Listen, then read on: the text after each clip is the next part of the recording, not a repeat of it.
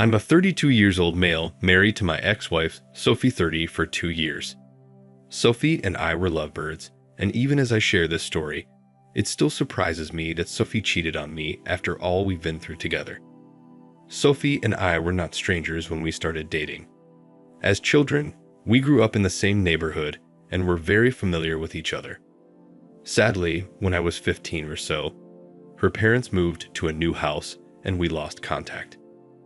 Many years later, coincidentally, we bumped into each other as adults. Even as a child who didn't know so much about love, I knew I was crushing on Sophie, and when we bumped into each other as an adult, the fire rekindled. We spoke for some time and exchanged our contacts. Luckily, Sophie was single at the time, and after hanging out for weeks, I asked her to be my girlfriend, and she said yes. We dated for a year before getting married. I know this might sound simple, but I knew I loved Sophie and felt complete when we married. Many things had changed about her, but she was still the intelligent, witty, and energetic Sophie I knew when we were children. She became a teacher for a junior high school while I worked in an automobile shop as a mechanic. Between Sophie and I, Sophie was the most intelligent, and she had a thing for smart people.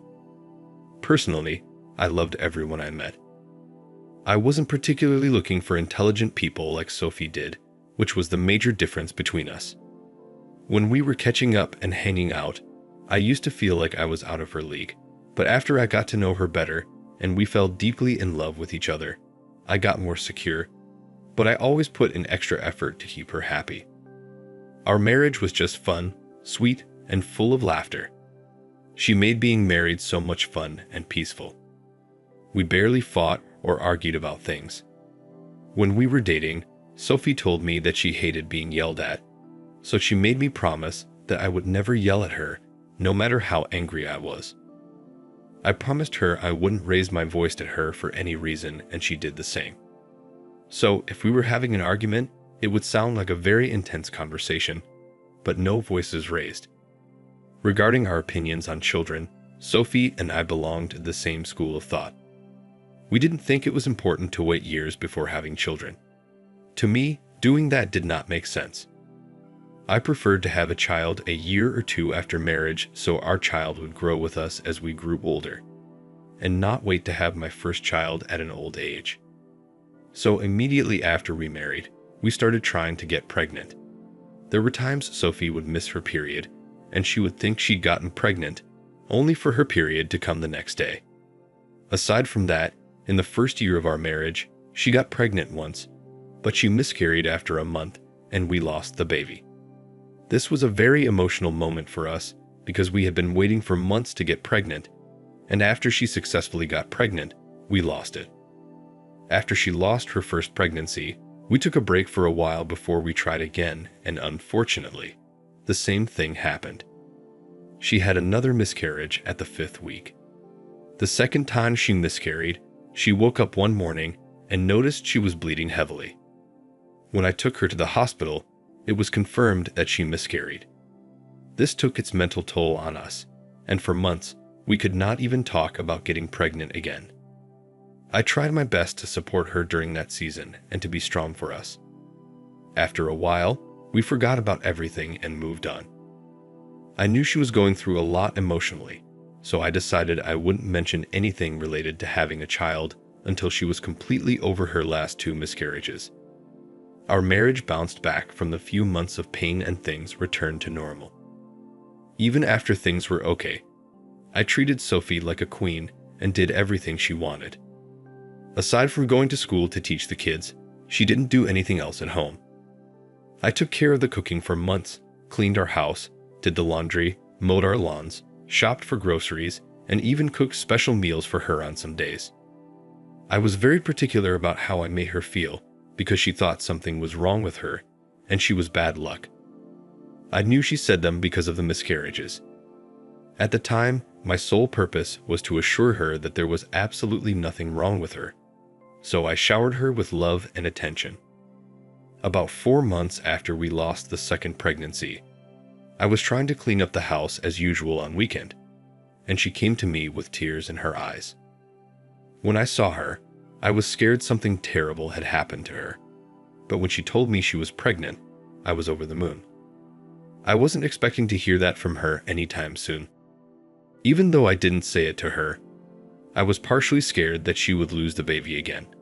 But when she told me her pregnancy was over 8 weeks old, I was on cloud 9. Funnily enough, she didn't even know she was pregnant. She said she had been feeling different and decided to do a test. Her periods were late, but she thought it was due to her hormonal issues. There were no signs of morning sickness, and her pregnancy took us by surprise. Later that same week, we went to see the doctor to find out how we would prevent her from losing the pregnancy, and she was advised to not stress herself. Hearing that, I knew I had to step up my game in caring for Sophie. I did literally everything I could to make her comfortable. I didn't want anything to cause another miscarriage. Most importantly, I didn't want her to go through that pain again. Meanwhile, after we scanned and found out that she was giving birth to a boy, I was so excited to finally become a father. There's no particular reason, but I always wanted a son first and then a daughter. After the scan, I started shopping for the baby things we'd need. Every day, I woke up praying for the safety of Sophie and our baby. I was also excited to watch the baby grow in Sophie's stomach. I used to spend hours leaning on her baby bump, talking to the baby. Every bit of the moment felt magical to me. In her 3rd month, Sophie said that she wanted to take a break from work so that she could focus on her health and the baby. I didn't see any problem in supporting her financially. I was in fact glad that she was so serious about her health and the baby. Fast forward to the 6th month of the pregnancy. Something happened that changed everything for us. One evening after dinner, Sophie was so exhausted that she dozed off on the couch. I couldn't take her to our room, so I got blankets for her and ensured she slept comfortably. Her phone was on the table with the rest of the cups and plates we used for dinner. As I was trying to clear the table, her phone chimed. I didn't pay attention or look at her screen when the first notification came in, but when I returned from the kitchen and the messages kept coming in, I thought to silence the notifications because it might disturb Sophie's sleep. While trying to silence her phone, the messages kept coming on WhatsApp and Instagram, so I got curious. Her phone had a fingerprint lock, so I accessed it with her fingerprints to see who had been repeatedly texting her. On accessing her phone, I saw that it was a contact she had saved with a single love emoji that kept texting her. I was curious to know who it was, and my heart sank when I opened the messages sent to her. From their conversation, I figured she was talking to a man who kept asking her, "How was my baby doing today?" and other questions related to her health and her pregnancy. I had to read their messages over and over to understand if he was a doctor. After dating enough, I found out he wasn't. At the same time, I was going through her Instagram. The same man sent her a message on Instagram, and he even added a picture of his private part. I wouldn't have known they were communicating on Instagram if he didn't send that message. It was through their Instagram chat that I found out Sophie had been cheating on me. I wanted to know who her affair partner was and what she saw in him that led her to cheat on me. When I went through his Instagram profile, I found out he was a scientist. I could not even believe it. It took me the whole night to realize that I wasn't dreaming. The most heartbreaking part was that I had been trying to take care of another man's child. I had been working my ass out to ensure he would be born into a comfortable home. That night, I picked up a few clothes and drove to my friend's house to spend the night. I could not stand Sophie after realizing she had been playing me all along. To even think that her affair partner knew she was married to me. He'd occasionally ask her if I was taking good care of her and the baby, and she'd say something like, "Yeah, he's trying." Merely seeing that she said I was trying really pissed me off. I took over the full responsibility of the house, cared for her, cooked her favorite meals at weird hours of the night, massaged her neck and feet, and even dealt with her stupid mood swings. I was really shattered when I read that. It was very evil of her to cheat on me with another man. And then she lied to me about being the child's father. Around 3 in the morning, when Sophie woke up and I wasn't at home, She called to ask why I wasn't at home by that time. I replied to her coldly that I had to come to the automobile shop to take care of some unfinished business. I told her I would return home later in the morning, but I didn't. I didn't go home for 4 days, and she began to panic. When she kept calling, but I didn't take her call, she went to the automobile shop where I worked, and they told her I asked to take the whole week off to sort out some family issues. During those 4 days of staying away from home, I opened a fake Instagram account to do more findings about Sophie's affair partner. I learned that he had been a scientist for years and even won a prestigious award. On the second day of my dating, I found that he was married to a woman who was a psychologist, and they had 2 kids together. Upon digging deeper, I got his wife's information. I reached out to her on Instagram. I didn't beat around the bush. I told her that her husband was having an affair with my wife and sent her the evidence. One more thing, when I saw all those chats on Sophie's phone, I took pictures of them, so I attached them as evidence. She replied on the next day to set up a meeting for us, and I met her on the 4th day, the day I returned home to Sophie. When we met, she kept saying she couldn't believe her husband was cheating on her, and I assured her he was. She even looked at the pictures of their conversation I had taken, and she was so heartbroken. She nearly passed out when I told her my wife was pregnant with her husband. So, after our meeting, she said she would confront her husband, and I told her I would do the same. I couldn't even pretend that I was not hurt because I was. I returned home that evening after 4 days of being away, and when Sophie saw me, she ran to me. Immediately, I stepped into the sitting room. I told her I wanted to do a paternity test for the baby, and she was shocked. She asked why I suddenly wanted to do a paternity test, and I told her I wanted to be sure the baby was mine. As soon as I answered, she laughed and said I was being ridiculous and that she wouldn't do any paternity tests because the baby was mine. I knew she was trying to be manipulative. If I didn't know the truth, her acting would have forced me to believe I was the father of her child. That day, I raised my voice at her for the first time in years, and she was shocked to see me react like that. The next thing I knew, she started crying and said I was accusing her of cheating on me and that she couldn't believe I would do such a thing after everything we had been through. I watched her. She cried and did her emotional blackmail thing. And when she was done with her manipulations, I insisted that I wanted a paternity test despite anything she condemned me of.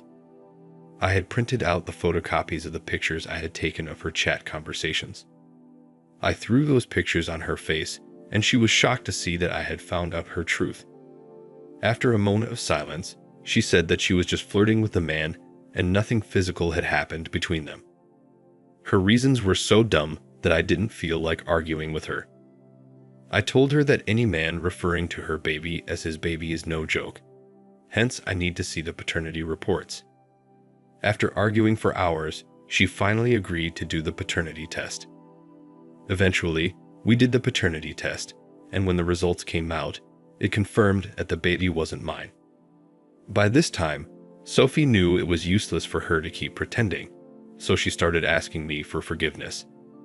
She lied that she got pregnant through a sperm donor and did not know who the father of the child was. I knew she was lying, but was too angry and tired to confront her, so I left her in the hospital. I went back home and packed most of the things I needed. I was still packing some things when she came home and tried to stop me. At that moment, I was at my peak anger, and I could have done something regrettable, so I left the house. No matter how I try to explain how let down and heartbroken I was, I don't think any amount of words can express how I felt. While I was leaving the house, Sophie became dramatic and started calling me names. Despite all she did to make me stay, I left the house, and we didn't communicate for another week. She called me every day and sent different voicemails of her crying, shouting, and begging. It was almost like she had multiple personalities. Just 2 days ago, her parents called and rained abuse on me. They called me a deadbeat father and said I was the worst father any child could ever have. Honestly, I was in no mood for drama, so I wanted to quietly divorce Sophie without telling anyone about her infidelity. But knowing that she had cheated on me and scattered everything with her hands, she still reported me to her parents, friends, and everyone who listened to her lies. I can't stand any other person calling me to say rubbish when I know so well that Sophie is the one they should all be calling names.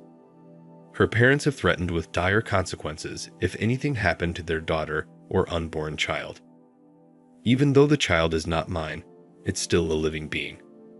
I don't want that unborn to suffer, so I'm just keeping quiet until she delivers. Now for the first update. Hello everyone. Thank you for your comments. Someone here said something when I mentioned in my post that I wanted to divorce Sophie without any fuss. I wasn't joking when I said that. If you know what I have been through since Sophie's miscarriage, you will understand why I said I didn't want any more drama. I've had enough marital problems for one marriage. It even gets crazier when I wondered if Sophie had been cheating on me from the first year of our marriage.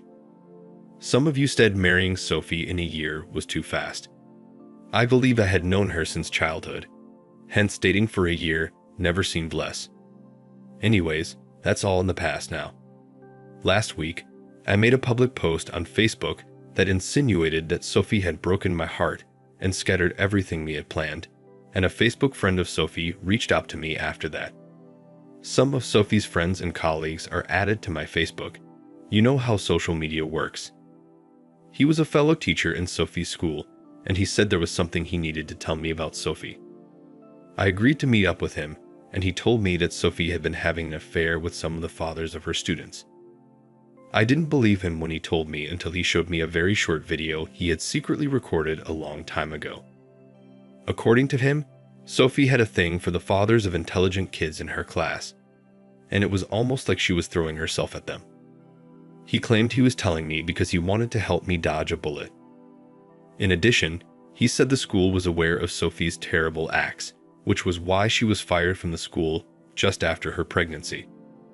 I was so surprised when he told me that Sophie was fired months before she told me she had quit. It meant that the whole time I struggled to care for Sophie while neglecting myself, she had been cheating on me. It had to be the only explanation because her income did not change or drop. Every morning, she would dress up to work and return around her usual time by noon. She'd even come home to tell me how much fun she had in class with the kids, which were all lies. It would be an understatement if I said I felt used by Sophie. I had never been lied to, used, or manipulated like that by anyone. After everything I heard, I knew it was terribly over between Sophie and me. Hearing all those things stirred up a wave of anger I didn't even know I had in me. Meanwhile, I contacted a lawyer to process our divorce papers. After we divorce, I'm not sure what I'll do next. Anyway, I'll make another update as soon as I'm done with Sophie and all of her drama. I look forward to your comments on this. Now for the final update. Hello everyone. Thank you so much for your words of encouragement.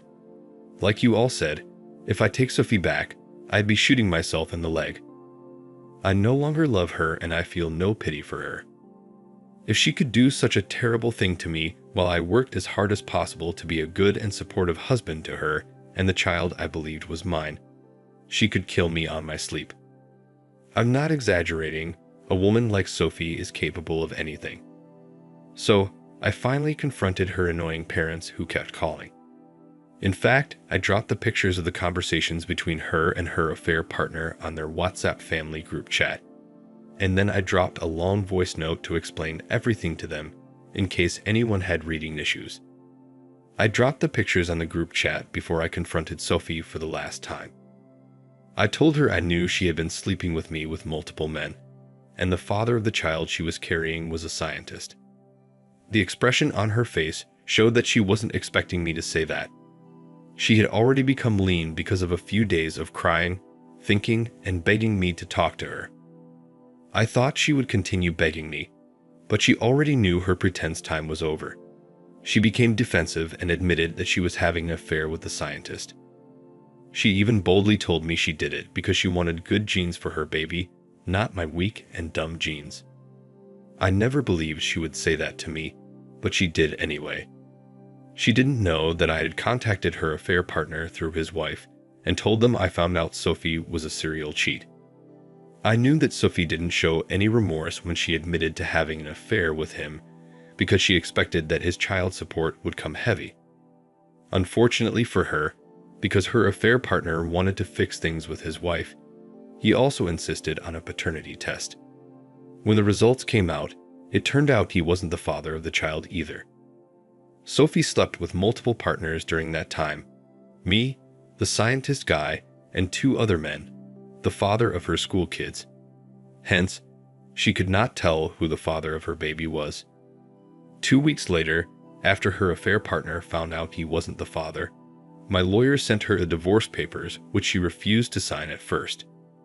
She said I had ruined her life, and because of that, I had to stick with her. Very funny. On the other hand, when her parents found out she didn't know who the father of her child was, they disowned her in shame. Eventually, she signed the divorce papers and we are no longer together. She tried to play a smart one on me and lost everything, including her family. Now she'll have to raise the baby on her own. I wish her luck in finding the baby's father. I thank everyone who gave me the idea of contacting her affair partner in my last update. Thank you all. Thank you for watching. Like, comment, and subscribe if you enjoyed the video. Until next time, I'll see you again. Take care.